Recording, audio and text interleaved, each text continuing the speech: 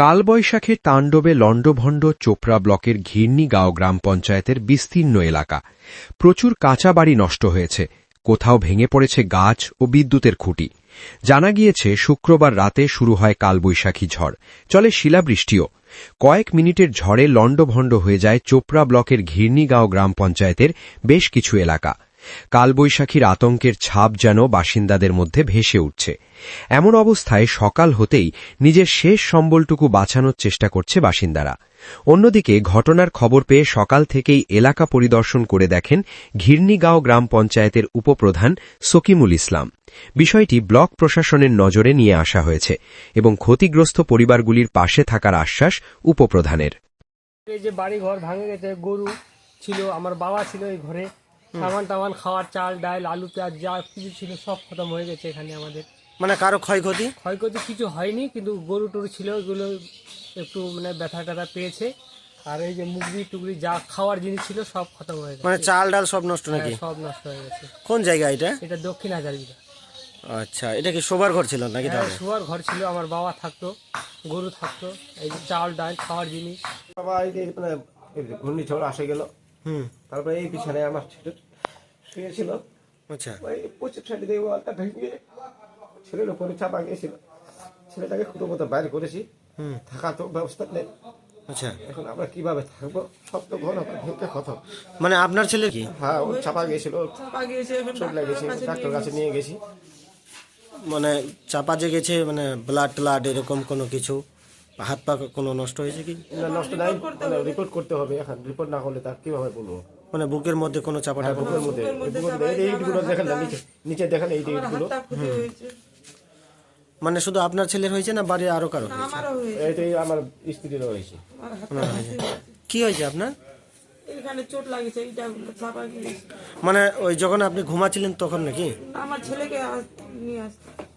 আচ্ছা, ছেলেকে বাইর করে যখন আসছিল তখন ওই সময় মানে গেটগুলো উপর পড়ে গেছিল।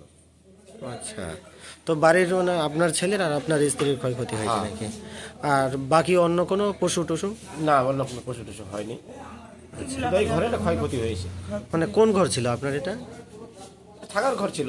ঝড়ে আমরা থাকিছিলাম, থাকে তারপরে দেখেছি যে এরকম ঘূর্ণিঝড় আইছে। এই ঘরে আমি ছিলাম, দৌড়ে যারা অন্য ঘরে, আমার বেটার ঘরে আমি যাইনি।